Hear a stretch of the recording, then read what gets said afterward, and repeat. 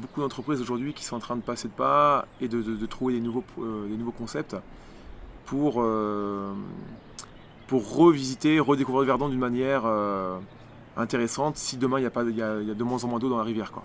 Parce que le rafting c'est génial, le kayak c'est génial, mais c'est vrai que si demain il y a de moins en moins de lâchers d'eau, eh ben, il faudra forcément s'inventer autrement et trouver d'autres solutions pour continuer à vous faire découvrir le Verdon d'une manière super intéressante, quoi.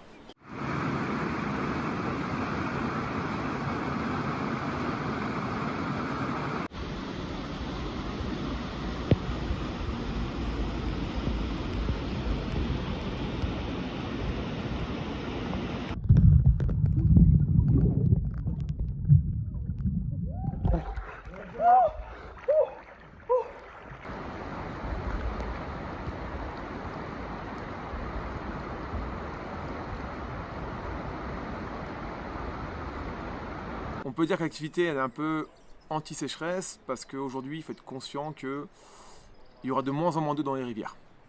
Donc ça c'est le premier fait. Et donc savoir qu'il faut réussir à s'adapter. Le packraft c'est une activité qui va nous permettre de naviguer avec un faible tirant d'eau. Donc même avec même avec un faible niveau d'eau, le packraft passera partout. Parce que comme il a un fond plat, il permet en fait de ne pas toucher et de ne pas abîmer la rivière en fait.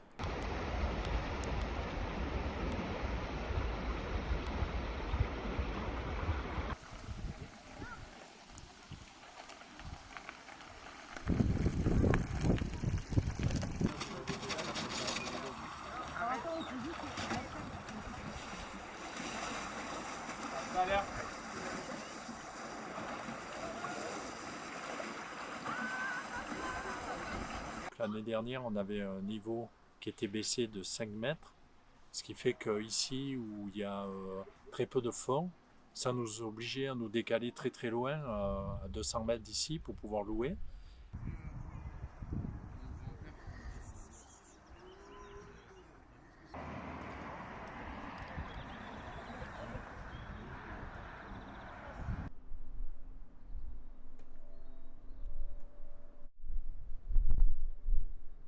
On a vu l'été 2022, un été qui a été effectivement très très sec, avec très peu d'orage et très peu de neige.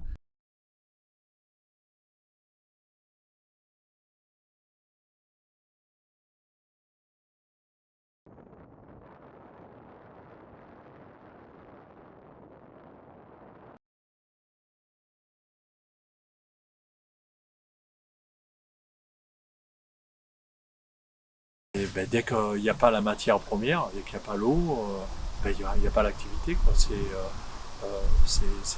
C'est compliqué. Les gens sont vraiment à la recherche de l'eau et du frais l'été, quand il fait très chaud. En fait, c'est tout simplement ça, quoi.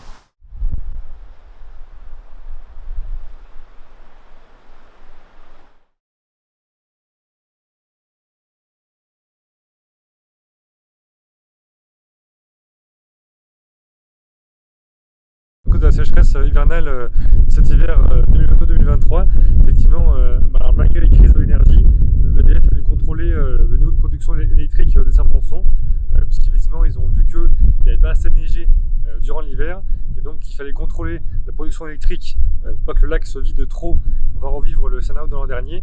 Donc effectivement il y a eu des contrôles de l'énergie, donc ils ont moins produit que ce qu'ils auraient pu faire, mais ils ont quand même produit suffisamment pour la région PACA et pour la France également.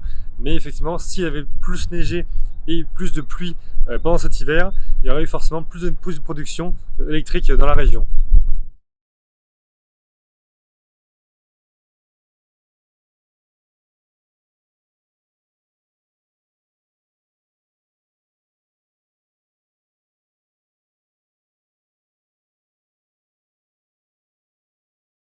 Même si aujourd'hui il y a de l'eau dans le lac, on est conscient que déjà il y a quasiment plus de neige à fondre. Donc ça veut dire que cet été, s'il ne pleut pas cet été, et ben potentiellement, une fois que le niveau minimum du lac la cote minimum touristique elle sera atteinte, ils pourront plus faire de lâcher en fait.